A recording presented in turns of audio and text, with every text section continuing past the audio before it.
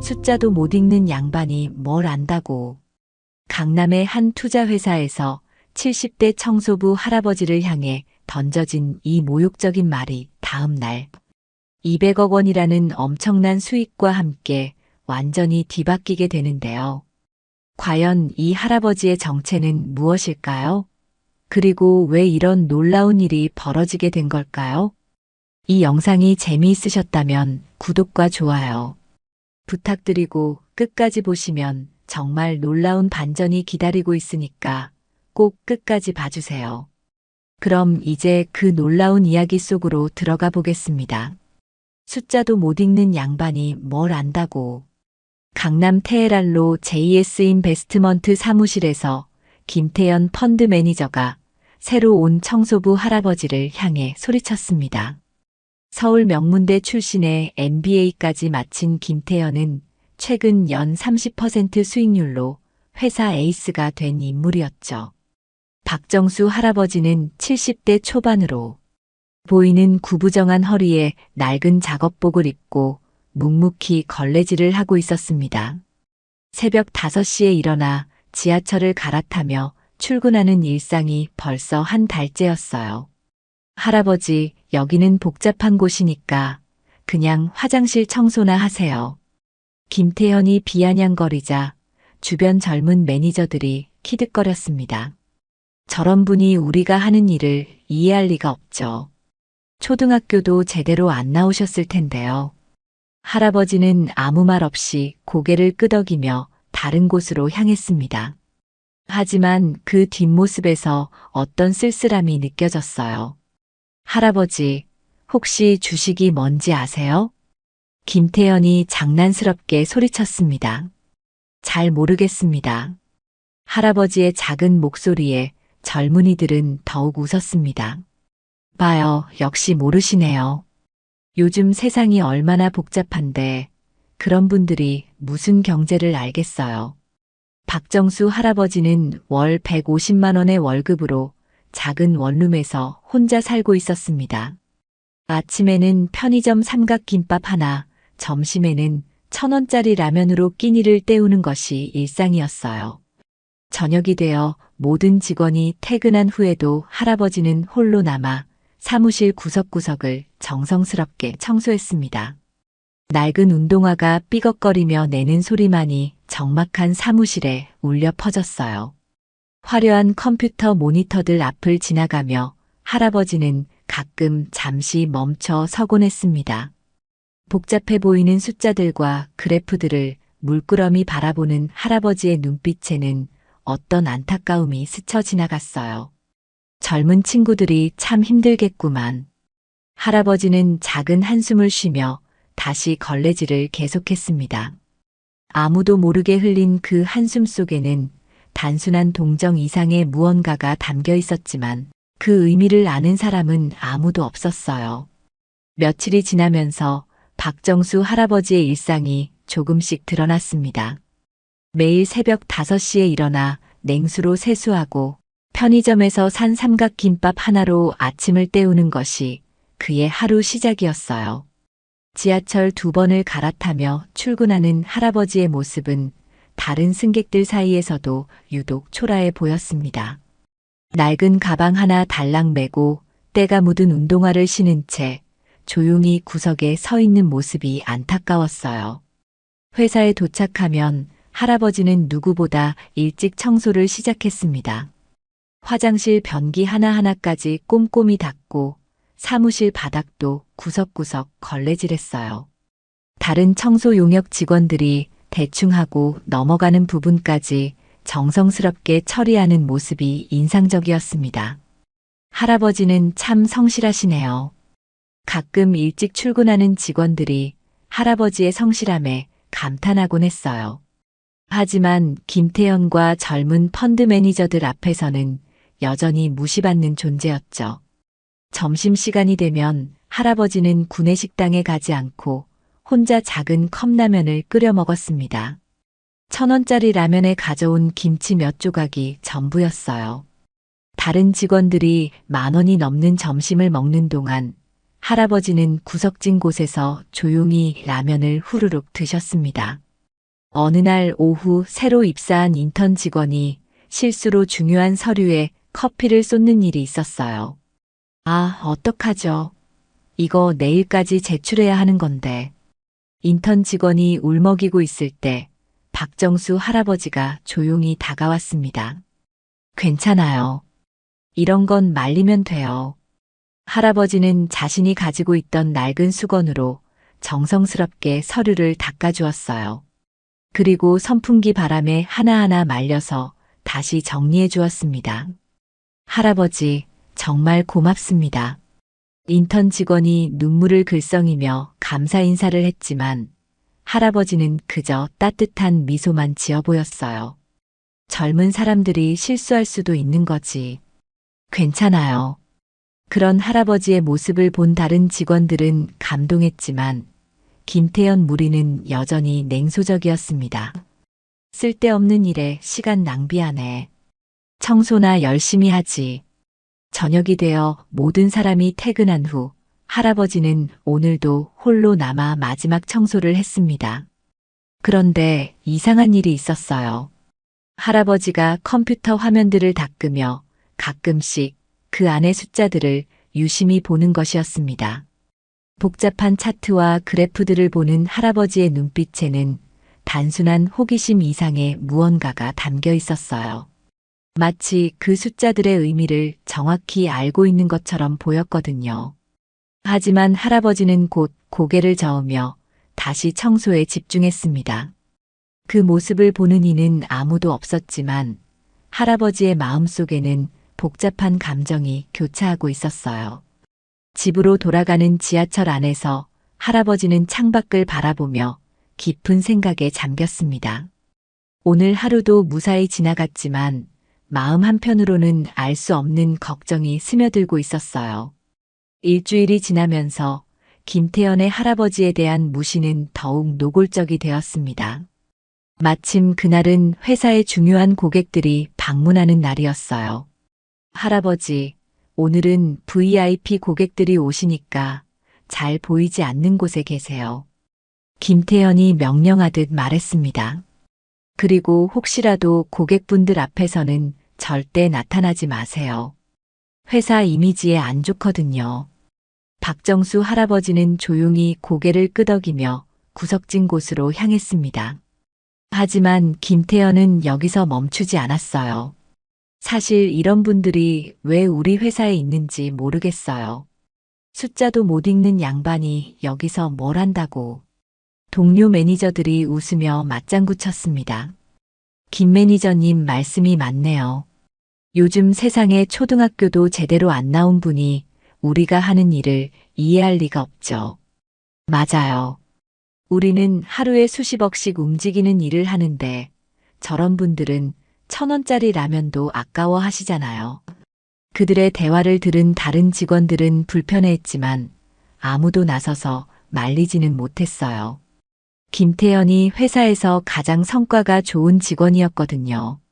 점심시간 상황은 더욱 악화되었습니다.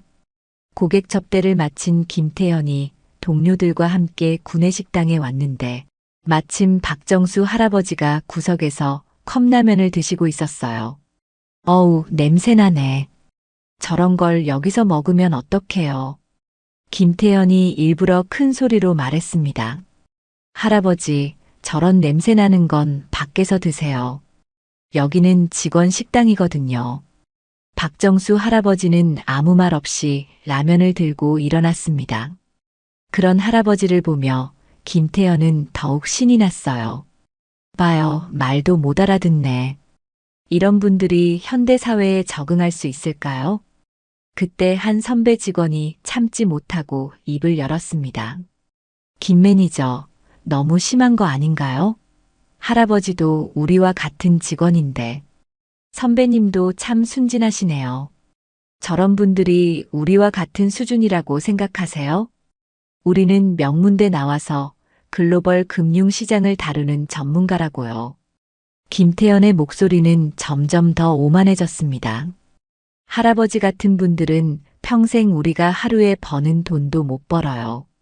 그런 분이 우리와 같은 레벨이라고 생각하시는 거예요? 그 순간 밖에서 라면을 먹고 있던 박정수 할아버지의 손이 잠시 멈췄습니다. 하지만 곧 다시 조용히 라면을 드셨어요. 오후에는 더욱 충격적인 일이 벌어졌습니다.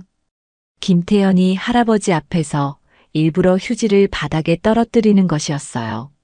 아, 실수했네요. 할아버지, 이거 치워주세요. 박정수 할아버지는 묵묵히 휴지를 주었습니다.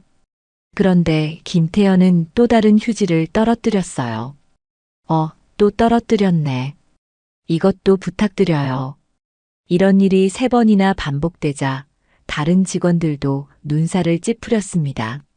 하지만 박정수 할아버지는 여전히 아무 말 없이 휴지를 주었어요. 역시 이런 일이 천직이신 것 같네요. 다른 건 못하셔도 청소는 잘하시잖아요. 김태현의 비웃음 섞인 말에 할아버지는 잠시 동작을 멈췄습니다. 그리고 김태현을 바라봤어요. 그 눈빛에는 뭔가 다른 감정이 스쳐 지나갔지만 곧 다시 고개를 숙이며 청소를 계속했습니다. 퇴근 시간이 되자 김태현은 마지막으로 한마디 더 던졌습니다. 할아버지, 내일도 열심히 청소해 주세요. 그게 할아버지 수준에 맞는 일이니까요. 그날 밤 홀로 남은 박정수 할아버지는 평소보다 더 오랫동안 사무실에 머물렀습니다. 창밖을 바라보는 할아버지의 뒷모습에서는 깊은 슬픔이 느껴졌어요. 그로부터 며칠 후 JS 인베스트먼트에 먹구름이 끼기 시작했습니다. 이게 뭐야? 왜 이렇게 떨어져? 김태현이 모니터를 보며 소리쳤습니다. 빨간색으로 물든 차트들이 그의 얼굴을 창백하게 만들었어요. 평소 자신만만하던 모습은 온데간데 없었습니다. 매니저님, 레버리지를 너무 높게 잡으신 것 같은데요. 후배 직원이 조심스럽게 말했지만 김태현은 화를 냈습니다. 뭘 알고 그러는 거야? 내가 몇 년 동안 수익을 냈는데 이건 일시적인 현상이야. 하지만 현실은 냉혹했습니다. 김태현과 젊은 펀드 매니저들이 무리하게 레버리지를 높여서 진행한 투자들이 연쇄적으로 손실을 기록하기 시작한 거예요. 사장님, 큰일 났습니다. 재무팀장이 이재호 사장의 사무실로 뛰어들어왔습니다. 현재까지 손실이 30억을 넘어섰습니다. 이대로 가면 회사가... 이재호 사장의 얼굴이 굳어졌습니다. 회사 설립 이후 최대의 위기였거든요. 평소 믿고 있던 젊은 매니저들의 투자 전략이 완전히 빗나간 것이었어요. 김태현 매니저와 펀드팀을 모두 불러요. 긴급 회의실에 모인 젊은 매니저들의 표정은 어두웠습니다. 평소의 자신감은 온데간데 없었어요. 도대체 뭐가 문제인 거죠? 이론적으로는 완벽했는데. 김태현이 변명하듯 말했지만 숫자는 거짓말을 하지 않았습니다. 손실을 만회할 방법이 있나요? 이재호 사장의 다급한 질문에 젊은 매니저들은 서로 눈치만 봤어요. 그게 시장이 예상과 다르게 움직여서 좀 더 시간을 주시면. 시간이 없어요. 이대로 가면 회사가 문 닫을 수도 있다고요. 이재호 사장의 목소리에 절망감이 배어 있었습니다. 직원 80명의 생계가 걸린 문제였거든요. 그 순간 박정수 할아버지가 회의실 밖에서 청소를 하고 있었습니다. 유리문 너머로 들리는 그들의 다급한 대화를 들으며 할아버지는 깊은 한숨을 쉬었어요. 김태현은 마지막 발악을 시도했습니다. 사장님, 한 번만 더 기회를 주세요. 제가 새로운 전략으로 반드시... 안 됩니다. 더 이상의 손실은 감당할 수 없어요. 이재호 사장이 단호하게 말했지만 대안은 없었습니다. 오후가 되자 상황은 더욱 악화되었어요. 손실 규모가 50억을 넘어서면서 회사 존폐까지 위험해졌습니다. 이제 정말 끝인가? 이재호 사장은 혼자 남아서 깊은 절망에 빠졌습니다. 평생 일궈온 회사가 무너져 내리는 것 같았어요. 이런 위기 상황에서 도움을 받을 수 있는 사람이 있을까? 옛날에 선배님이 계셨다면. 이재호는 25년 전 자신에게 투자의 기초를 가르쳐준 박정수 선배를 떠올렸습니다. 하지만 연락이 끊긴 지 너무 오래였어요. 선배님이라면 이런 상황을 어떻게 헤쳐나가셨을까? 선배님의 지혜가 지금 절실한데. 한편 김태현과 젊은 매니저들은 서로 책임을 떠넘기기에 바빴습니다. 내 잘못이 아니야. 시장이 이상하게 움직인 거라고. 우리가 뭘 잘못했다는 거야? 최신 이론을 다 적용했는데. 그들의 목소리는 점점 더 절망적이 되어 갔어요. 평소 할아버지를 무시하며 자신들의 우월함을 자랑하던 모습은 더 이상 찾아볼 수 없었습니다.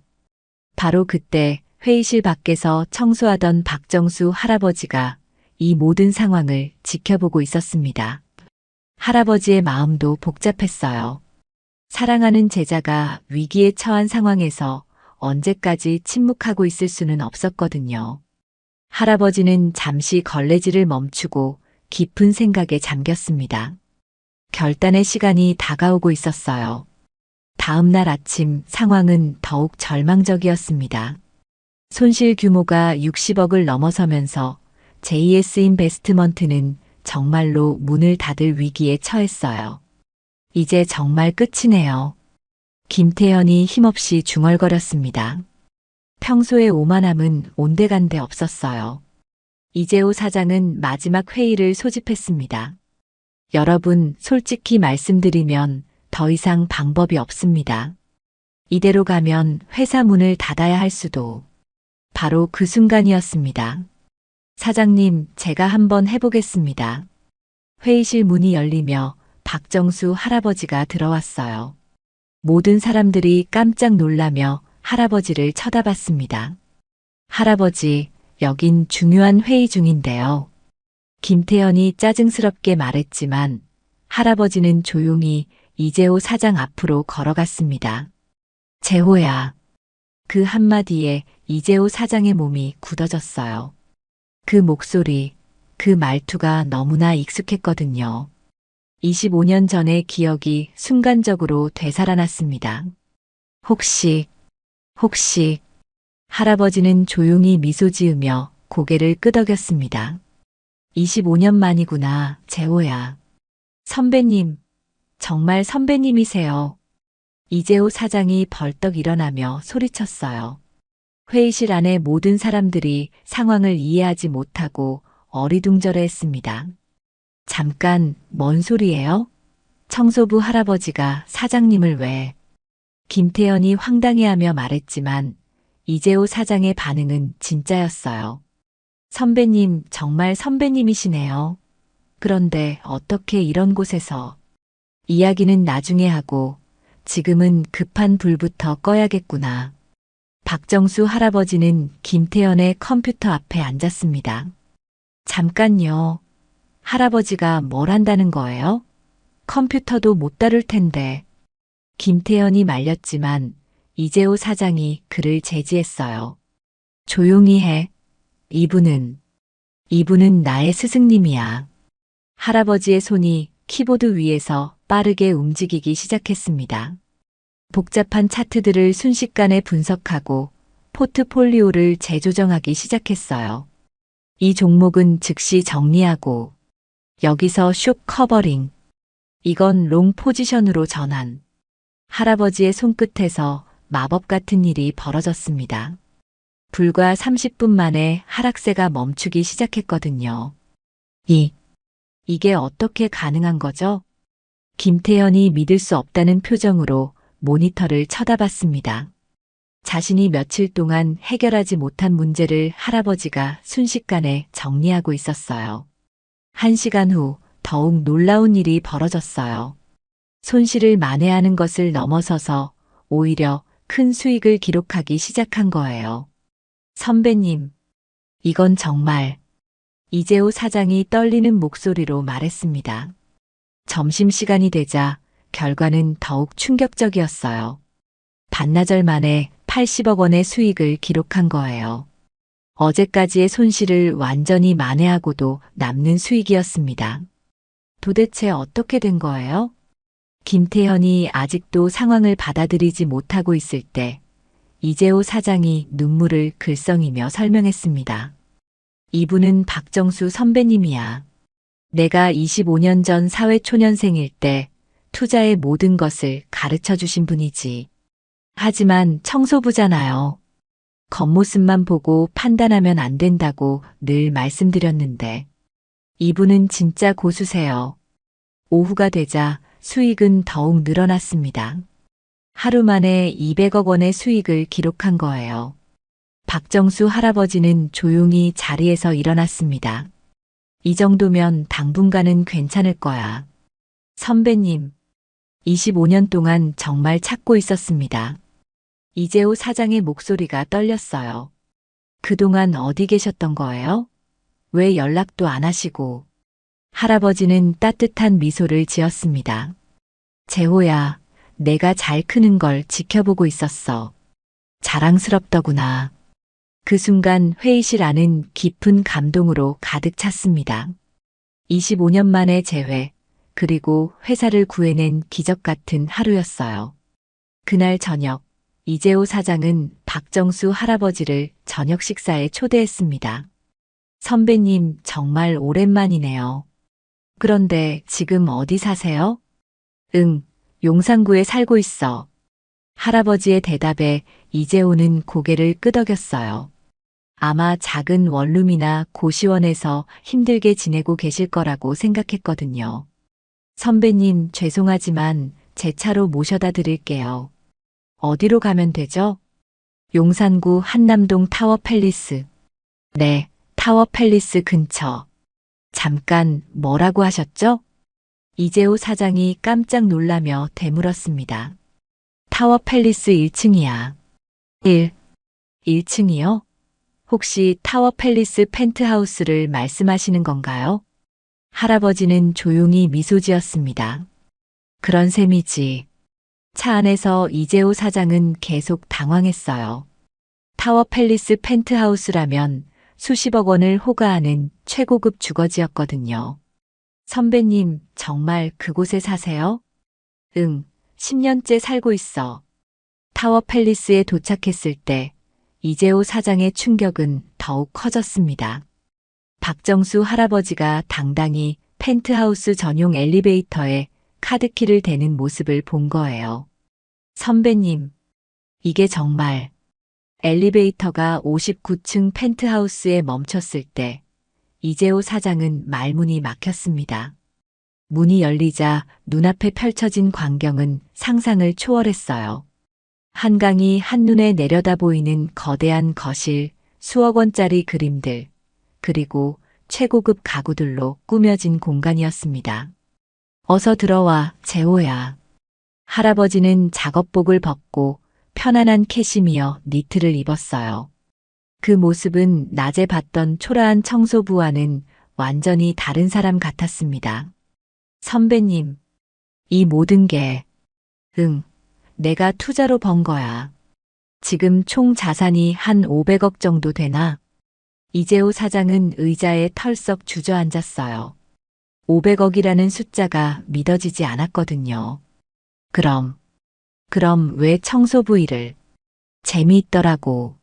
그리고 내가 어떻게 지내는지 지켜보고 싶었어. 다음 날 이 소식은 회사 전체에 퍼졌습니다. 김태현과 젊은 매니저들이 가장 큰 충격을 받았어요. 타워팰리스 펜트하우스라고요? 그 청소부 할아버지가 500억 자산이라니. 우리가 평생 벌어도 못 모을 돈인데. 김태현은 완전히 넋이 나간 상태였습니다. 내가 500억짜리를 숫자도 못 읽는다고. 그의 얼굴은 창백해졌어요. 자신이 얼마나 어리석은 짓을 했는지 깨달은 거죠. 매니저님, 그때 휴지 일부러 떨어뜨리신 거 기억나세요? 후배가 조심스럽게 말하자 김태현은 더욱 절망했습니다. 그분이 진짜 고수였구나. 다른 직원들의 반응도 마찬가지였어요. 평소 할아버지를 무시했던 자신들의 행동을 후회하기 시작했습니다. 우리가 정말 바보였네요. 겉모습만 보고 판단했으니까. 그분이 왜 우리를 그냥 두고 보셨을까요? 언제든지 정체를 밝히실 수 있었는데. 한편 박정수 할아버지는 이재호 사장에게 진실을 털어놓았습니다. 사실 내가 투자회사를 차린다는 소식을 들었을 때부터 지켜보고 있었어. 혹시 어려운 일이 생기면 도와주려고. 그럼 지금까지. 응, 내가 잘 되는 걸 보니까 뿌듯하더라고. 하지만 젊은 친구들이 너무 교만해지는 것 같아서 걱정이 됐어. 이재호 사장은 감동과 미안함이 교차했습니다. 선배님, 정말 죄송합니다. 직원들이 예의를 지키지 못해서. 괜찮아. 젊은 친구들이니까 그럴 수도 있지. 하지만 이번 기회에 제대로 배웠으면 좋겠어. 그날 저녁 뉴스에서는 이 놀라운 이야기가 보도되었습니다. 청소부로 위장한 투자 고수 하루 만에 200억 수익. 김태현은 집에서 뉴스를 보며 깊은 후회에 빠졌습니다. 자신이 얼마나 큰 실수를 했는지 이제야 깨달았거든요. 며칠 후 박정수 할아버지는 회사 전 직원 앞에서 특별한 시간을 가졌습니다. 모든 사람들이 궁금해하는 것이 있었거든요. 왜 이런 엄청난 부를 숨기고 청소부로 살았는지에 대한 이유였어요. 여러분이 가장 궁금해하는 게 있을 거예요. 왜 내가 이런 삶을 선택했는지 말이죠. 할아버지는 차분하게 이야기를 시작했습니다.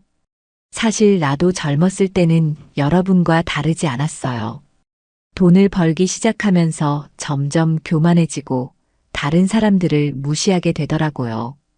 김태현을 비롯한 젊은 매니저들은 숨죽이며 들었습니다.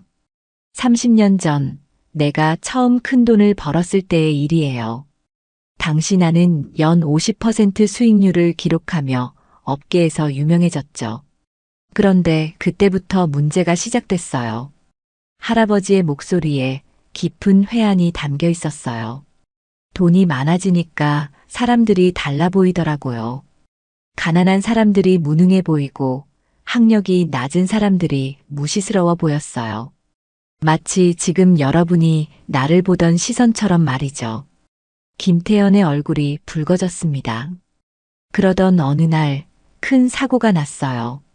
내 투자 실수로 수십 명의 사람들이 전 재산을 잃었거든요. 그 중에는 평생 모은 돈을 믿고 맡긴 청소부 아주머니도 있었어요. 회의실이 조용해졌습니다. 그 아주머니가 내게 이런 말을 하셨어요. 사장님, 저는 숫자는 잘 모르지만 사람은 봐요. 사장님이 변하신 것 같아서 걱정했는데 역시나 그랬네요. 그 말이 가슴에 비수처럼 박혔어요. 할아버지는 잠시 말을 멈췄습니다. 그날 밤 나는 깨달았어요. 돈이 나를 얼마나 교만하게 만들었는지, 진짜 가치가 무엇인지를 잊고 살았다는 걸 말이죠. 그래서 결심했어요. 다시는 돈으로 사람을 판단하지 않겠다고, 겸손함을 잃지 않겠다고. 이재호 사장이 조심스럽게 물었습니다. 그래서 청소부 일을. 맞아요. 일부러 가장 낮은 곳에서 시작하기로 했어요. 사람들이 어떻게 나를 대하는지, 내가 어떤 마음을 갖게 되는지 경험해보고 싶었거든요. 그리고 가끔씩 이런 일을 해요. 젊은 친구들이 어떻게 성장하는지, 돈과 성공이 그들을 어떻게 변화시키는지 지켜보는 거죠. 김태현이 떨리는 목소리로 말했습니다. 그럼 저희를 시험하신 건가요? 시험이라기보다는 기회를 준 거예요. 여러분이 진짜 실력이 무엇인지, 진짜 가치가 무엇인지 깨달을 수 있는 기회를 말이죠. 할아버지는 김태현을 따뜻한 눈빛으로 바라봤습니다.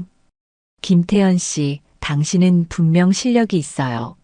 하지만 교만함이 그 실력을 가렸어요. 진짜 고수는 항상 겸손하답니다. 김태현의 눈에 눈물이 맺혔습니다. 죄송합니다. 정말 죄송합니다. 괜찮아요. 젊을 때 실수할 수 있는 거예요. 중요한 건 이제부터예요. 할아버지는 모든 직원들을 둘러봤습니다. 돈은 도구일 뿐이에요. 그 도구로 무엇을 하느냐가 중요하죠. 사람을 무시하고 교만해지는 도구로 쓸 것인지 아니면 더 많은 사람을 도와주는 도구로 쓸 것인지는 여러분의 선택이에요. 그리고 기억하세요. 진짜 부자는 돈이 많은 사람이 아니라 마음이 풍요로운 사람이에요. 그날 회사 전체의 분위기가 바뀌었습니다. 젊은 직원들은 자신들의 교만함을 반성했고 박정수 할아버지의 지혜에 깊은 감명을 받았어요. 특히 김태현은 완전히 다른 사람이 된 것처럼 달라졌습니다. 할아버지께 진짜 투자를 배우고 싶다고 간청했거든요. 선배님께서 보여주신 게 진짜 실력이에요. 저도 그런 투자자가 되고 싶습니다. 할아버지는 미소를 지었습니다. 실력보다 더 중요한 건 마음가짐이야. 그걸 먼저 배워야 해. 한 달이 지나자 JS 인베스트먼트는 완전히 다른 회사가 되었습니다. 박정수 할아버지의 가르침 덕분에 모든 직원들이 달라진 거예요. 김태현은 가장 큰 변화를 보였습니다. 예전처럼 오만하게 굴지 않고 모든 사람을 존중하며 대하기 시작했어요. 청소하시는 다른 분들께도 정중하게 인사하고 후배들에게도 겸손한 태도로 조언했습니다. 김 매니저님 많이 달라지셨네요. 동료가 말하자 김태현은 부끄러운 표정을 지었어요. 할아버지, 아니, 박정수 선배님께서 가르쳐 주신 덕분이에요. 제가 정말 어리석었거든요. 박정수 할아버지는 더 이상 청소부로 일하지 않았습니다. 대신 회사의 고문으로서 젊은 직원들에게 진짜 투자 철학을 가르쳐 주었어요. 투자에서 가장 중요한 건 숫자가 아니라 사람이에요. 시장을 움직이는 것도 결국 사람의 마음이거든요. 할아버지의 투자 강의는 늘 만석이었습니다. 하지만 기술적인 내용보다는 마음가짐에 대한 이야기가 더 많았어요. 여러분, 돈을 벌면 벌수록 더 겸손해져야 해요. 교만함은 투자의 가장 큰 적이거든요. 어느 날 김태현이 할아버지께 질문했습니다. 선배님, 그럼 정말 중요한 투자 비법이 있다면 뭘까요? 할아버지는 웃으며 대답했어요. 사람을 무시하지 않는 것. 그게 가장 큰 비법이야. 사람을 무시하지 않는 것이요? 응. 오만해지면 시장이 보이지 않아. 겸손해야 진짜가 보이거든. 이재호 사장도 할아버지의 변함없는 겸손함에 감동했습니다. 선배님, 이제 모든 게 밝혀졌는데도 여전히 소박하게 사시네요. 재호야, 진짜 부자는 돈이 많은 사람이 아니라 마음이 넉넉한 사람이야. 타워 팰리스에 살아도 마음이 좁으면 가난한 거고 작은 집에 살아도 마음이 넓으면 부자인 거야. 회사 전체의 분위기도 완전히 바뀌었어요. 직급이나 학력에 관계없이 모든 사람을 존중하는 문화가 자리 잡았습니다. 청소하시는 분들께도 정중하게 인사하고 서로 도우며 일하는 모습이 일상이 되었어요. 그리고 놀랍게도 회사의 수익도 크게 늘었습니다. 직원들이 교만함을 버리고 겸손해지니까 더 신중하고 현명한 투자를 하게 된 거예요. 선배님 말씀이 맞았어요. 겸손해지니까 시장이 더 잘 보이네요. 김태현이 감탄하며 말했습니다. 사람은 평생 배워야 해. 특히 우리 같은 일을 하는 사람들은 더더욱 그래야 하고. 몇 달 후 박정수 할아버지는 다시 조용히 사라졌습니다. 하지만 이번에는 걱정하는 사람이 아무도 없었어요. 분명히 어딘가에서 또 다른 젊은이들을 지켜보며 가르쳐주고 계실 거라는 걸 모두가 알고 있었거든요. 김태현은 할아버지가 남겨주신 편지를 소중히 간직했습니다. 태연아, 실력은 시간이 지나면 늘지만 마음가짐은 하루아침에 변할 수 있어. 항상 겸손하고 모든 사람을 존중하며 살아가렴. 그게 진짜 성공하는 비결이야. 그날 이후 김태현은 새로운 사람이 되었어요. 후배들에게는 친절한 선배가 되었고 고객들에게는 신뢰받는 전문가가 되었습니다. 그리고 무엇보다 자신보다 어려운 처지에 있는 사람들을 도와주는 일을 게을리하지 않았어요. 이재호 사장도 마찬가지였습니다. 회사가 크게 성장했지만 초심을 잃지 않고 직원들 모두가 행복할 수 있는 회사를 만들기 위해 노력했어요. 그리고 가끔 회사에 새로운 청소부 할아버지나 할머니가 오시면 모든 직원들이 정중하게 인사하며 도움이 필요한 건 없는지 먼저 물어봤습니다.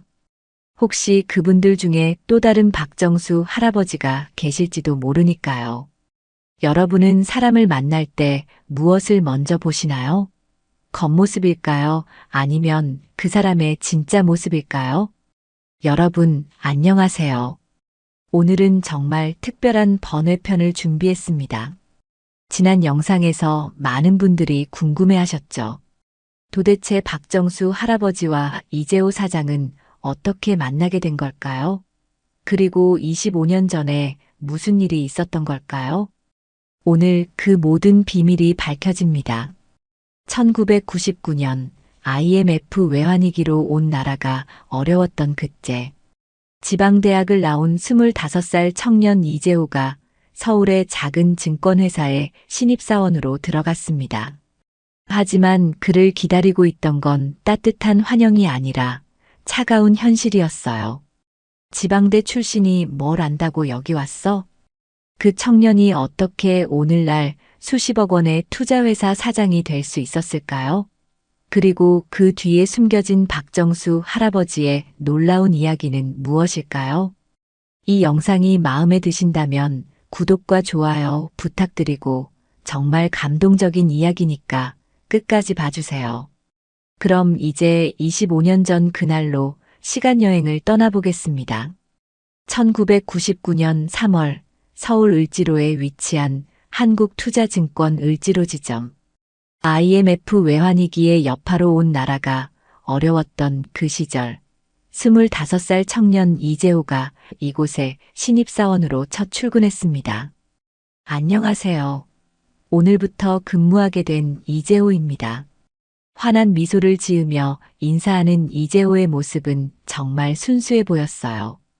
부산에서 올라온 그는 낡은 가방 하나와 헌 정장 한 벌이 전부였지만 꿈만큼은 누구보다 컸습니다. 하지만 현실은 냉혹했어요. 새로운 신입이 지방대 출신이래. 강 부장이 이재호의 이력서를 보며 코웃음을 쳤습니다. 요즘 같은 시대에 지방대 출신을 뽑다니. 인사팀이 뭘 생각하는 건지 모르겠네. 주변의 다른 직원들도 비슷한 반응이었어요. 대부분이 서울 소재 명문대 출신들이었거든요. 이재호 씨, 혹시 증권 업무 해본 적 있어요? 선배 직원이 물었지만 그 어조에는 이미 무시하는 기색이 역력했습니다. 아직은 없습니다. 하지만 열심히 배우겠습니다. 이재호의 성실한 대답에도 불구하고 분위기는 차가웠어요. 지방에서 뭘 배웠겠어요? 서울하고는 차원이 다른데. 점심시간이 되자 상황은 더욱 명확해졌습니다. 서울대, 연세대, 고려대 출신들끼리만 모여서 식사하고 이재호는 혼자 구석에서 도시락을 먹어야 했어요. 저기 지방대 출신, 혼자 도시락 먹고 있네. 당연하죠. 우리랑 레벨이 다른데 어떻게 같이 식사해요? 이재호는 그런 시선들을 견디며 묵묵히 도시락을 먹었습니다. 고향 어머니가 싸주신 김치가 유일한 위로였어요. 오후에는 더욱 힘든 일이 기다리고 있었습니다. 복잡한 금융 용어들과 차트 분석법들을 배워야 했는데 지방대학에서는 제대로 배우지 못했던 내용들이었거든요. 이재호 씨, 이것도 모르세요? 이런 기본적인 것도? 강 부장이 비아냥거리며 말했습니다. 죄송합니다. 더 열심히 공부하겠습니다. 공부로 되는 게 아니에요. 타고나는 센스가 있어야 하는데 지방대 출신들은 그런 게 부족하다니까요. 그날 밤 모든 사람이 퇴근한 후에도 이재호는 홀로 남아서 공부했습니다. 투자 관련 책들을 펼쳐놓고 모르는 용어들을 하나하나 메모하며 새벽까지 공부하는 것이 일상이 되었어요. 이렇게 해서 정말 따라갈 수 있을까? 가끔 좌절감이 밀려올 때도 있었지만 이재호는 포기하지 않았습니다. 고향에 계신 부모님의 기대를 저버릴 수는 없었거든요. 한 달이 지나면서 이재호의 하루는 패턴이 생겼습니다. 새벽 5시에 일어나서 고시원 같은 작은 원룸에서 라면으로 아침을 때우고 지하철 4호선을 갈아타며 을지로까지 출근하는 것이 일상이었어요. 회사에 도착하면 가장 먼저 사무실 청소를 했습니다. 다른 사람들보다 1시간 일찍 와서 책상을 닦고 화장실을 청소하고 복사기 용지를 채워 넣는 일들이었죠. 이재호 씨, 또 일찍 왔네요. 가끔 일찍 출근하는 선배가 있으면 이렇게 말했지만 그 속에는 역시 지방대 출신은 이런 일이나 하는구나라는 의미가 담겨 있었어요. 네, 선배님. 좋은 아침입니다. 이재호는 항상 밝게 인사했지만 마음 한편으로는 서러움이 쌓여갔습니다. 업무 시간이 시작되면 더욱 힘들었어요. 복잡한 투자 상품 설명을 들어도 절반도 이해하지 못했고 고객 응대에서도 실수를 연발했습니다. 이재호 씨, 또 실수했네요. 이런 식으로 하면 고객한테 피해가 간다고요. 강 부장의 꾸중은 매일같이 이어졌어요. 정말 죄송합니다. 다음에는 꼭 실수하지 않겠습니다. 이재호는 고개를 숙이며 사과했지만 내심으로는 억울했어요. 다른 사람들처럼 대학 시절부터 차근차근 배울 기회가 없었거든요. 점심시간은 가장 외로운 시간이었습니다. 명문대 출신들은 서로 어울려 비싼 식당에서 식사하는 동안 이재호는 편의점에서 산 1,000원짜리 삼각김밥으로 끼니를 때웠어요. 이재호 씨는 왜 혼자 드세요? 같이 가실래요? 가끔 친절한 선배가 말을 걸어주기도 했지만 이재호는 사양했어요. 비싼 식당 가서 어색한 시간을 보내느니 차라리 혼자 있는 게 나았거든요. 오후에는 더욱 절망적인 일들이 기다리고 있었습니다. 고객 상담에서 전문 용어를 제대로 설명하지 못해 고객이 화를 내는 일이 잦았어요. 이 직원 뭐예요? 기본적인 것도 모르네요. 고객의 항의에 강 부장이 달려와서는 이재호를 노려봤습니다. 이재호 씨, 사무실로 들어와요. 정말 답답하네요. 이런 식으로 하면 우리 지점 평판이 어떻게 되겠어요? 죄송합니다. 더 열심히 공부하겠습니다. 공부가 문제가 아니에요. 기본 소양이 부족한 거라고요. 그 말에 이재호의 마음은 무너졌어요. 아무리 노력해도 타고난 환경의 차이를 극복하기는 힘들어 보였거든요. 퇴근 후에도 이재호의 하루는 끝나지 않았습니다. 집으로 돌아가는 대신 회사 근처 작은 도서관에서 밤늦게까지 공부했어요. 주식 투자 기초, 증권 분석론, 파생 상품의 이해. 어려운 책들을 붙들고 새벽까지 씨름했습니다. 이걸 언제 다 이해하지? 가끔 좌절감에 책을 덮고 싶을 때도 있었지만 고향에 계신 부모님 생각이 나면 다시 펼쳤어요. 주말에도 마찬가지였습니다. 다른 사람들이 휴식을 취하는 동안 이재호는 도서관에서 하루 종일 공부했어요. 때로는 배가 고파서 집중이 안 될 때도 있었지만 편의점에서 컵라면 하나 사 먹고는 다시 책상에 앉았습니다. 그런데 이상한 일이 있었어요. 이렇게 힘든 공부를 하면서도 점점 투자에 대한 흥미가 생기기 시작한 거예요. 처음에는 단순히 생존을 위해 외웠던 지식들이 조금씩 연결되기 시작했거든요. 아, 이래서 이 지표가 중요한 거구나. 작은 깨달음들이 하나둘 쌓이면서 이재호는 조금씩 자신감을 찾아갔습니다. 비록 남들보다 늦게 시작했지만 누구보다 간절했거든요. 어느 날 밤 도서관에서 공부하다가 우연히 창밖을 본 이재호는 다짐했습니다. 언젠가는 실력으로 인정받는 사람이 되겠어. 지방대 출신이라고 무시하지 못하게. 그 다짐이 이재호를 지탱해주는 힘이 되었어요. 1999년 5월 어느 비 오는 목요일 저녁이었습니다. 이재호는 평소처럼 을지로 근처 작은 도서관에서 공부를 마치고 집으로 돌아가는 길이었어요. 하지만 그날따라 기분이 더욱 우울했습니다.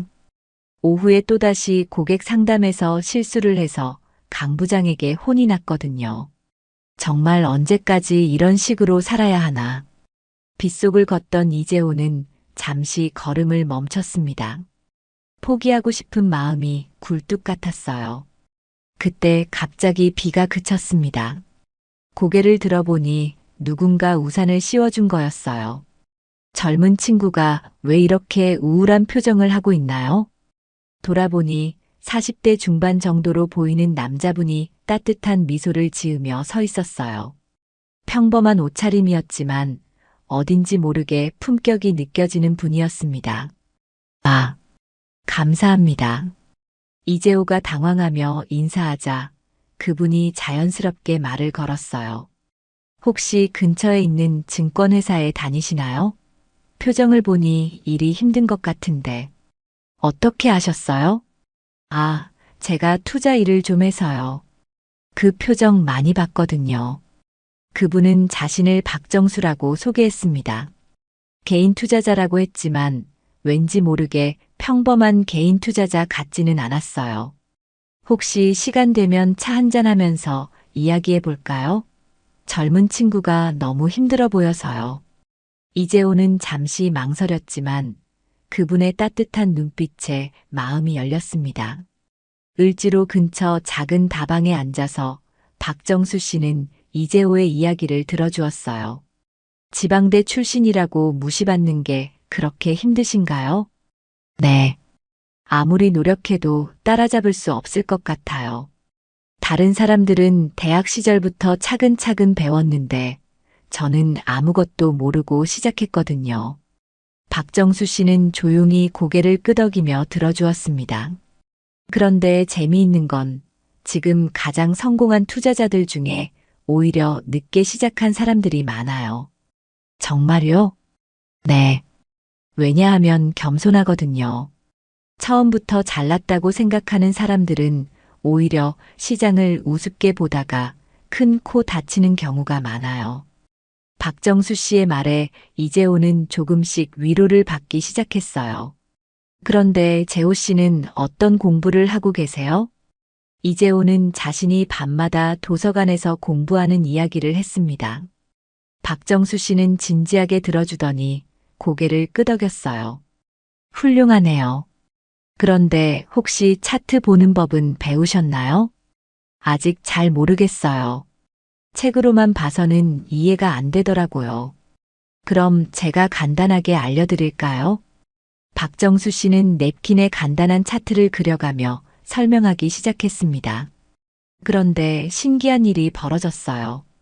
그동안 책으로 봐도 이해가 안 됐던 내용들이 박정수 씨의 설명을 들으니까 쏙쏙 들어오는 거였어요. 와, 이렇게 보는 거였구나. 맞아요. 차트는 단순히 숫자가 아니라 사람들의 마음을 보여주는 거예요. 공포와 탐욕, 희망과 절망이 모두 담겨 있죠. 박정수 씨의 설명은 마치 마법 같았습니다. 복잡해 보이던 투자 이론들이 갑자기 명확해지기 시작했어요. 재호 씨, 혹시 제가 물어봐도 될까요? 왜 이 일을 하고 싶으신 거예요? 글쎄요. 처음에는 그냥 취직하고 싶어서였는데 지금은 정말 실력으로 인정받고 싶어요. 지방대 출신이라고 무시하지 못하게요. 박정수 씨는 이재호를 바라보며 미소를 지었습니다. 좋은 동기네요. 그런 마음가짐이라면 분명 성공하실 거예요. 정말요? 저 같은 사람도 할 수 있을까요? 물론이죠. 오히려 지금 같은 겸손한 마음가짐이 가장 큰 장점이에요. 그날 밤 집으로 돌아가는 길에 이재호의 마음은 한결 가벼워져 있었습니다. 오랜만에 자신을 격려해주는 사람을 만났거든요. 박정수 씨, 정말 신기한 분이야. 어떻게 그렇게 잘 가르쳐 주시지? 이재호는 그날 밤 처음으로 희망찬 마음으로 잠들 수 있었어요. 그 다음 주부터 이재호의 일상에 변화가 생겼습니다. 박정수 씨와 만나기로 약속했거든요. 매주 금요일 저녁 을지로 그 작은 다방에서 만나기로 했어요. 재호 씨, 오늘 하루는 어땠나요? 박정수 씨는 항상 이재호의 하루 일과부터 물어봤습니다. 회사에서 있었던 일들, 배운 것들, 힘들었던 점들을 하나하나 들어주었어요. 오늘도 강 부장님께 혼났어요. 고객한테 잘못된 정보를 드렸다고. 어떤 정보였나요? 이재호가 설명하자 박정수 씨는 고개를 끄덕였어요. 아, 그 부분이군요. 사실 재호 씨 말이 맞아요. 네, 정말요? 네. 강 부장님이 잘못 알고 계신 것 같네요. 박정수 씨는 차분하게 왜 이재호의 설명이 맞는지 논리적으로 설명해 주었어요. 그 순간 이재호는 깨달았습니다. 자신이 틀린 게 아니라 오히려 더 정확한 정보를 알고 있었던 거예요. 그럼 제가 맞았던 거예요? 맞아요. 재호 씨가 공부를 정말 열심히 하고 계시는군요. 박정수 씨의 인정에 이재호는 처음으로 자신감을 느꼈습니다. 그런데 박정수님은 어떻게 이런 걸 다 아세요? 정말 개인 투자자세요? 박정수 씨는 잠시 미소를 지었어요. 글쎄요. 오래 해서 그런가 봐요. 얼마나 오래 하셨어요? 한 20년 정도? 20년이라는 말에 이재호는 놀랐어요. 그럼 정말 대단한 고수일 수도 있겠다는 생각이 들었거든요. 그럼 수익률은 어느 정도 나오세요? 중요한 건 수익률이 아니에요, 재호 씨. 박정수 씨의 대답은 의외였어요. 네. 그럼 뭐가 중요한 거예요? 지속 가능성이죠. 한번 크게 벌어서 자만하다가 다 잃는 사람들을 너무 많이 봤어요. 박정수 씨는 냅킨에 그래프를 그려가며 설명했습니다. 보세요. 이런 식으로 들쭉날쭉하게 수익을 내는 사람과 이렇게 꾸준히 조금씩 늘려가는 사람 중에 누가 더 성공할까요? 꾸준한 사람이요? 맞아요. 복리의 힘이라는 걸 아시나요? 그날 박정수 씨는 이재호에게 복리에 대해 설명해 주었어요. 매년 10%씩만 꾸준히 늘려도 10년 후에는 2배가 넘는다는 것, 그리고 20년 후에는 6배가 넘는다는 놀라운 사실을 알려주었죠. 와, 이런 게 복리의 힘이군요. 그래서 투자에서 가장 중요한 건 시간이에요. 그리고 그 시간을 견딜 수 있는 인내심이고요. 박정수 씨의 가르침은 단순한 기술적 분석을 넘어서 철학의 영역이었어요. 재호 씨, 투자는 남을 이기는 게임이 아니에요. 자신의 욕심을 이기는 게임이죠. 자신의 욕심을 이기는 게임이요? 네. 더 벌고 싶은 탐욕, 손해보기 싫은 두려움. 이런 감정들을 조절할 수 있어야 진짜 고수가 되는 거예요. 이재호는 박정수 씨의 말을 하나하나 노트에 적어가며 들었어요. 회사에서 배운 것들과는 완전히 다른 차원의 이야기였거든요. 그런데 박정수님, 왜 저 같은 신참한테 이런 귀한 이야기를 해주시는 거예요?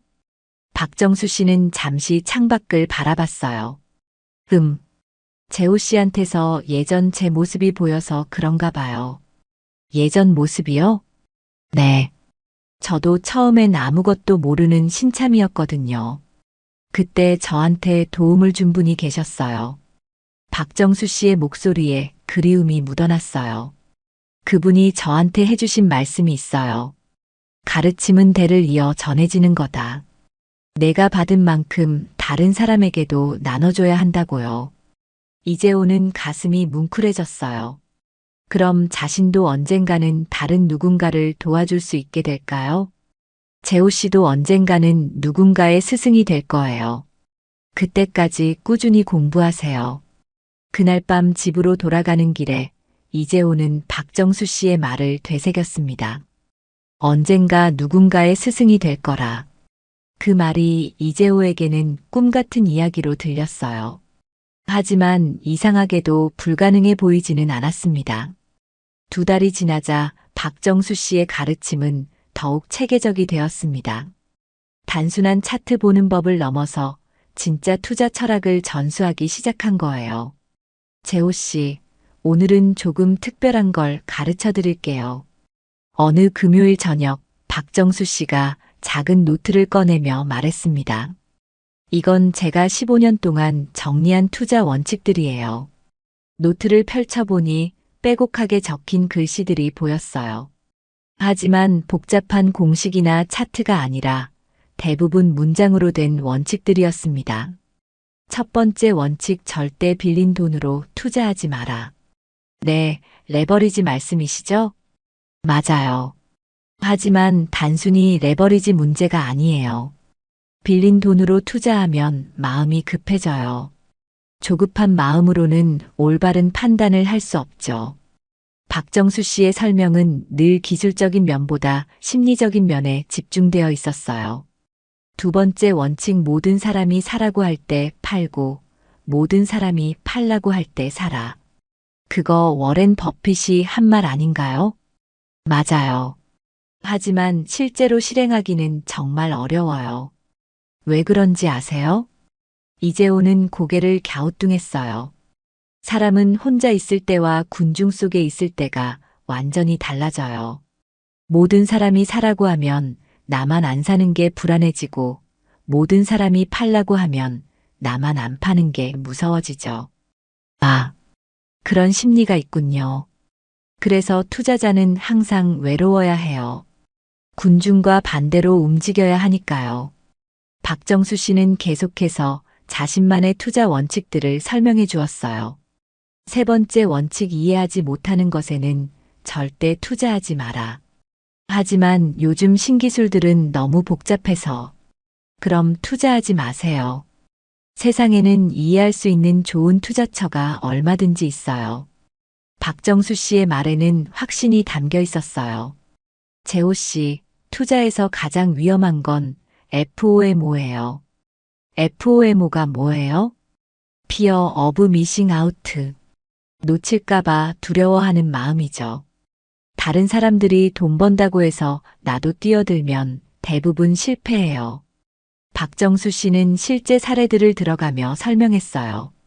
1997년 외환위기 때 어떤 사람들은 모든 것을 잃었지만 어떤 사람들은 오히려 큰 기회를 잡았다는 이야기였죠.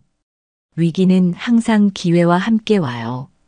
하지만 기회를 잡으려면 준비가 되어 있어야 하죠. 어떤 준비요? 현금이요.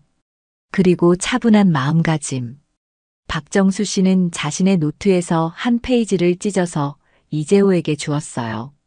이건 제가 가장 중요하게 생각하는 5가지 원칙이에요. 외워두세요. 종이에는 이렇게 적혀 있었어요. 손실을 제한하라, 손절매.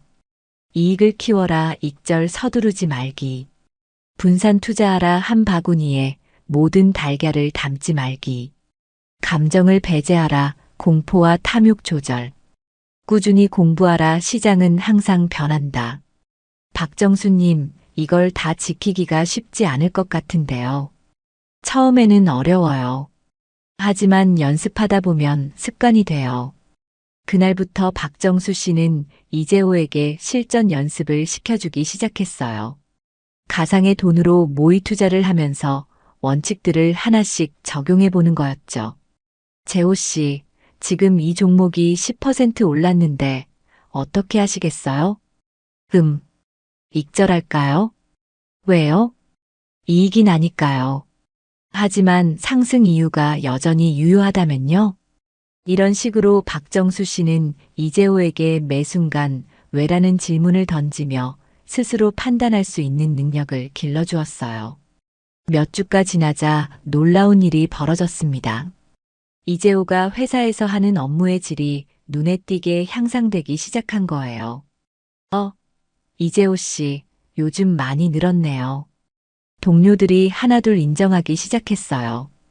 고객 상담도 훨씬 자연스러워졌고 분석 리포트도 정확해졌어요. 심지어 강 부장도 이재호를 다시 보기 시작했습니다. 이재호 씨, 최근에 어디서 공부하고 있어요? 확실히 달라졌는데?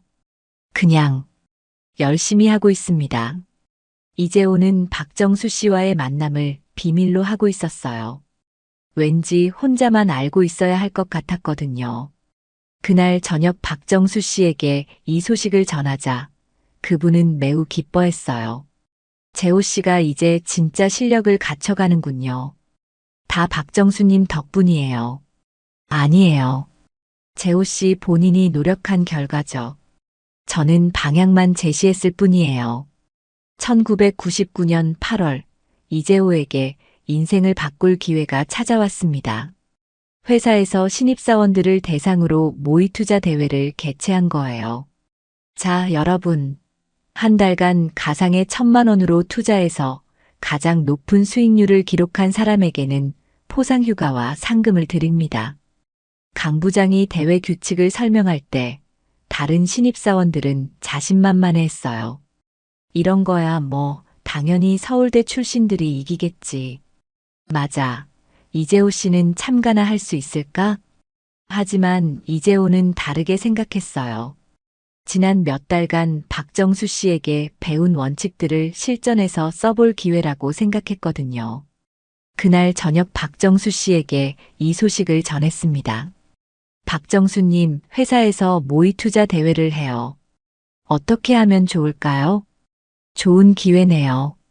그런데 재호 씨, 목표가 뭐예요? 1등 하는 거? 네. 그게 아닌가요? 박정수 씨는 고개를 저었어요. 아니에요. 목표는 원칙을 지키는 것이어야 해요. 원칙을 지키면서 좋은 결과가 나온다면 더 좋겠지만 원칙을 어기면서 이기는 건 의미가 없어요. 원칙을 지키는 게 목표라. 맞아요. 그게 진짜 실력을 기르는 방법이에요. 대회가 시작되자 다른 참가자들은 화려한 전략을 구사했어요. 고성장 IT 종목에 몰빵하거나 위험한 신용거래를 활용하는 사람들도 있었죠. 하지만 이재호는 달랐습니다. 박정수 씨가 가르쳐준 대로 차근차근 분석하고 분산투자 원칙을 지켰어요. 첫 주가 지나자 이재호는 꼴찌였습니다. 역시 이재호 씨는 안 되는구나. 동료들의 비웃음 섞인 말에 이재호는 흔들릴 뻔했어요. 하지만 박정수 씨의 말을 떠올렸습니다. 단기적 결과에 흔들리지 말고 원칙을 지켜라. 두 번째 주에도 이재호는 하위권이었어요. 반면 다른 참가자들은 신이 났습니다. 봐요. 역시 실력 차이가 나네요. 지방대 출신한테 뭘 기대했겠어요. 하지만 세 번째 주부터 이상한 일이 벌어지기 시작했어요. 앞서 나가던 사람들의 수익률이 급락하기 시작한 거예요. 몰빵했던 IT 종목들이 갑자기 폭락하고 신용거래로 레버리지를 높였던 사람들은 큰 손실을 봤어요. 반면 이재호는 꾸준히 상승했습니다. 분산 투자 덕분에 리스크가 적었고 손절매 원칙을 지켜서 큰 손실도 피했거든요. 이재호 씨 수익률이 올라오네. 진짜네. 어떻게 된 거지? 마지막 주가 되자 모든 사람들이 놀랐어요. 이재호가 1등을 하고 있었거든요. 이재호 씨, 정말 대단하네요. 어떻게 이런 결과가. 강 부장도 믿을 수 없다는 표정이었어요. 그냥 기본기에 충실했습니다. 이재호의 겸손한 대답에 모든 사람들이 감탄했어요. 대회 결과 발표 날 이재호는 당당히 1등을 차지했습니다. 수익률 28%라는 놀라운 성과였어요. 축하합니다, 이재호 씨. 어떻게 이런 전략을 생각해내셨어요? 특별한 전략은 없었어요. 그냥 위험 관리에 신경 썼고 분산 투자했을 뿐이에요. 하지만 다른 사람들에게는 그게 더 놀라웠어요. 화려한 기법 없이도 최고의 성과를 낸 거니까요. 그날 저녁 박정수 씨에게 이 소식을 전하자 그분은 정말 기뻐했어요. 재호 씨, 정말 자랑스럽네요. 다 박정수님께서 가르쳐 주신 덕분이에요. 아니에요. 재호 씨가 원칙을 지켰기 때문이에요. 압박이 심한 상황에서도 흔들리지 않았잖아요. 사실 중간에 포기하고 싶었어요. 계속 꼴찌였을 때. 하지만 견뎌냈죠. 그게 진짜 투자자의 자질이에요. 이 사건 이후 이재호를 보는 시선이 완전히 바뀌었어요. 더 이상 지방대 출신이라고 무시하는 사람은 없었습니다. 이재호 씨, 혹시 어디서 투자 공부하셨어요? 정말 궁금해요. 네, 저도 그 노하우 좀 알려주세요. 동료들이 오히려 이재호에게 조언을 구하기 시작했어요. 그냥 기본기가 중요한 것 같아요. 화려한 기법보다는 원칙을 지키는 게. 이재호는 박정수 씨가 가르쳐 준 것들을 조금씩 나누기 시작했어요. 물론 박정수 씨와의 만남은 여전히 비밀로 했지만요. 강 부장도 이재호를 완전히 다르게 보기 시작했습니다. 이재호 씨, 앞으로 중요한 고객들 담당해 보시죠. 실력이 확실하니까요.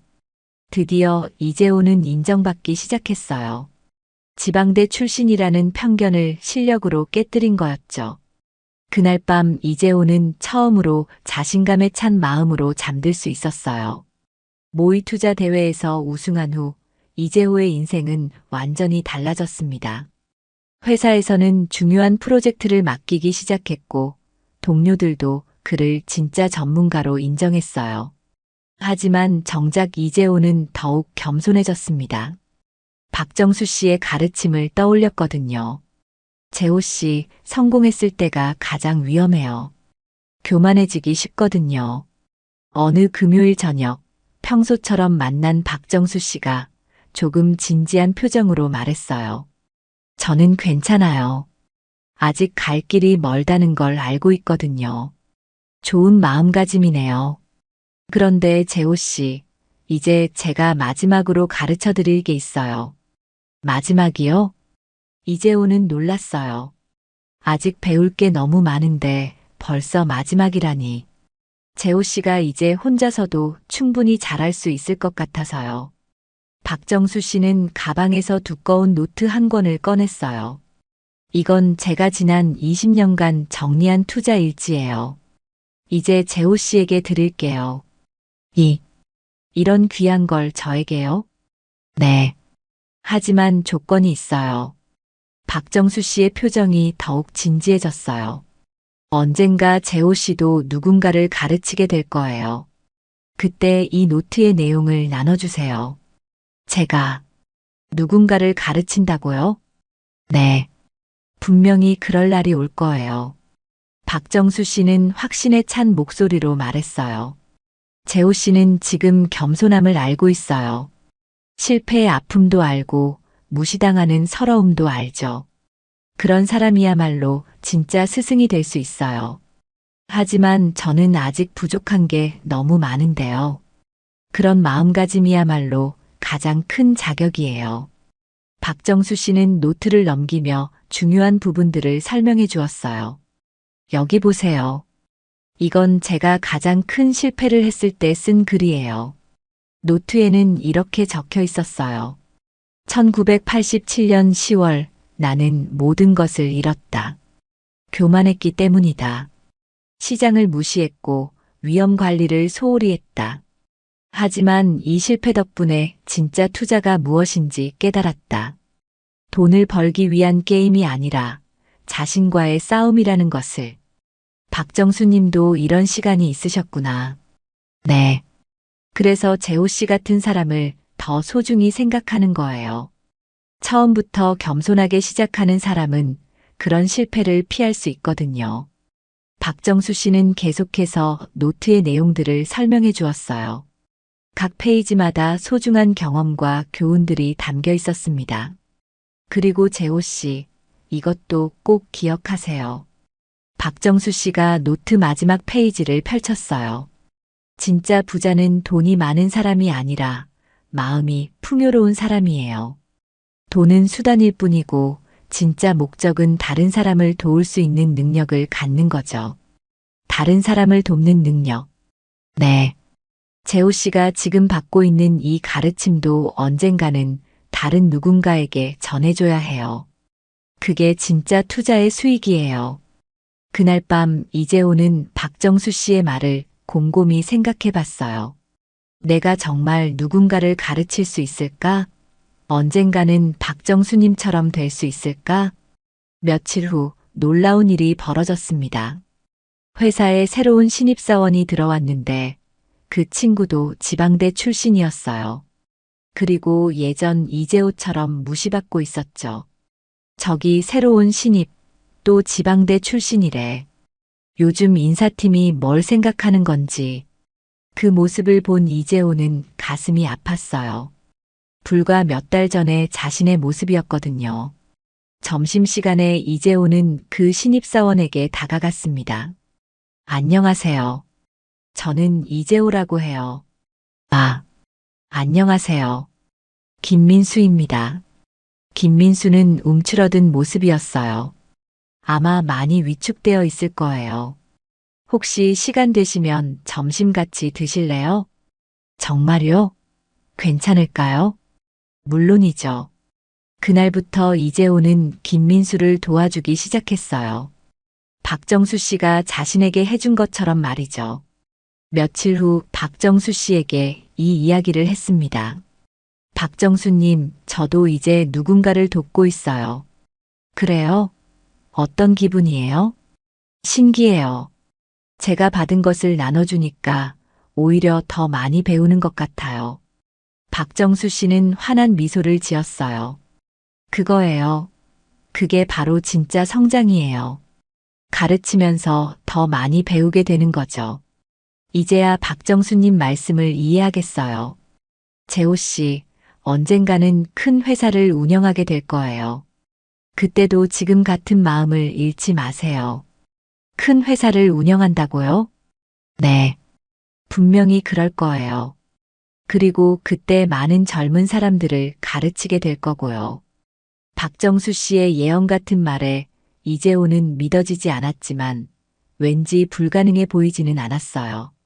1999년 12월 이재호와 박정수 씨의 마지막 만남이 다가왔습니다. 박정수 씨가 잠시 서울을 떠나야 한다고 했거든요. 재호 씨, 아쉽지만 이제 작별 인사를 해야겠어요. 을지로 그 작은 다방에서 박정수 씨가 조용히 말했습니다. 언제 다시 만날 수 있을까요? 이재호의 아쉬운 마음이 목소리에 배어 있었어요. 글쎄요. 언젠가는 다시 만나게 되겠죠. 하지만 그때는 재호 씨가 완전히 다른 사람이 되어 있을 거예요. 다른 사람이요? 네. 지금보다 훨씬 성공하고 많은 사람들을 이끄는 리더가 되어 있을 거예요. 박정수 씨는 마지막 선물로 작은 수첩 하나를 건네주었어요. 이건 제가 가장 소중히 여기는 명언들을 적어 놓은 거예요. 힘들 때마다 펼쳐보세요. 수첩을 열어보니 첫 페이지에 이렇게 적혀 있었어요. 진정한 스승은 제자가 자신을 뛰어넘기를 바라는 사람이다. 박정수님, 정말 감사합니다. 평생 잊지 않겠어요. 저야말로 고마워요. 재호 씨 같은 제자를 만날 수 있어서 행복했어요. 박정수 씨는 마지막으로 당부의 말을 남겼습니다. 재호 씨, 성공해도 겸손함을 잃지 마세요. 그리고 언젠가 어려운 사람을 만나면 주저하지 말고 도와주세요. 네, 꼭 그렇게 하겠습니다. 그리고 혹시 나중에 나이 드신 분이 별일 아닌 것 같은 일을 하고 있더라도 함부로 판단하지 마세요. 그분이 누구인지 모르니까요. 그 말이 왜 의미심장하게 들렸는지 이재호는 알 수 없었어요. 2024년, 25년이 흐른 후 JS 인베스트먼트 사장실에서 이재호는 그날을 떠올리고 있었습니다. 박정수 할아버지와의 극적인 재회 이후 며칠이 지났거든요. 선배님이 그때 하신 말씀이 모두 현실이 되었네요. 이재호는 25년 전 받은 그 수첩을 꺼내봤어요. 세월이 흘러 낡았지만 여전히 소중한 보물이었습니다. 큰 회사를 운영하게 될 거예요. 마이너스 실제로 JS 인베스트먼트 사장이 되었어요. 많은 젊은 사람들을 가르치게 될 거고요. 마이너스 지금 회사에서 후배들을 지도하고 있었죠. 나이 드신 분을 함부로 판단하지 마세요. 마이너스 청소부로 위장한 박정수 할아버지를 말씀하신 거였구나. 정말 모든 걸 예견하고 계셨구나. 이재호는 감동으로 눈시울이 붉어졌어요. 그때 노크 소리가 들렸습니다. 사장님, 김태현 매니저가 찾아왔습니다. 들어오라고 해요. 김태현이 들어왔을 때 그의 모습은 완전히 달라져 있었어요. 예전의 오만함은 온데간데 없고 진심으로 반성하는 모습이었습니다. 사장님, 정말 죄송합니다. 제가 정말 어리석었습니다. 괜찮아요. 누구나 실수할 수 있는 거니까요. 이재호는 25년 전 박정수 할아버지가 자신에게 해주셨던 것처럼 김태현을 따뜻하게 받아주었어요. 사장님, 혹시 저도 박정수 선배님께 배울 수 있을까요? 물론이죠. 하지만 먼저 마음가짐을 바꿔야 해요. 이재호는 김태현에게 25년 전 자신이 배웠던 것들을 차근차근 가르쳐 주기 시작했어요. 가르침이 다시 이어지는 순간이었습니다. 며칠 후 박정수 할아버지가 다시 회사를 찾아왔어요. 재호야, 어떻게 지내고 있어? 선배님, 정말 그리웠습니다. 젊은 친구들은 좀 어때? 많이 달라졌나? 네, 완전히 달라졌어요. 특히 김태현이라는 친구는 정말 많이 변했어요. 박정수 할아버지는 만족스러운 미소를 지었어요. 그래, 그럼 됐네. 사람은 언제든 변할 수 있어. 선배님, 25년 전에 하신 말씀이 모두 현실이 되었어요. 그때 내가 뭐라고 했었지? 언젠가 큰 회사를 운영하게 될 거라고, 많은 사람들을 가르치게 될 거라고 하셨잖아요. 아, 그랬나? 하하. 박정수 할아버지는 마치 농담처럼 웃었지만 이재호는 알고 있었어요. 모든 것이 계획된 일이었다는 것을요. 선배님, 정말 감사합니다. 제 인생을 바꿔주셔서요. 아니야. 내가 스스로 노력한 결과지. 나는 방향만 제시했을 뿐이야. 그런데 앞으로도 가끔 이렇게 나타나실 건가요? 박정수 할아버지는 의미심장한 미소를 지었어요. 글쎄, 또 어디선가 도움이 필요한 젊은 친구들이 있으면 나타날지도 모르지. 그날 저녁, 이재호는 회사에서 젊은 직원들을 대상으로 특별 강의를 열었어요. 여러분, 오늘은 제가 25년 전에 배운 소중한 교훈들을 나눠드리고 싶어요. 진정한 성공은 남을 이기는 게 아니라 어제의 자신을 이기는 거예요. 그리고 받은 만큼 나누어 주는 거고요. 젊은 직원들은 진지하게 들었어요. 언젠가 여러분들도 누군가의 스승이 될 거예요. 그때 오늘 배운 것들을 기억하고 전해주세요. 강의가 끝난 후 이재호는 창밖을 바라보며 생각했어요. 선배님, 이제 저도 선배님처럼 누군가를 도울 수 있는 사람이 되었어요. 멀리서 박정수 할아버지의 따뜻한 미소가 느껴지는 것 같았습니다. 가르침은 이렇게 대를 이어 계속 전해지는 거였어요. 여러분도 언젠가 누군가의 소중한 스승이 될 수 있을까요?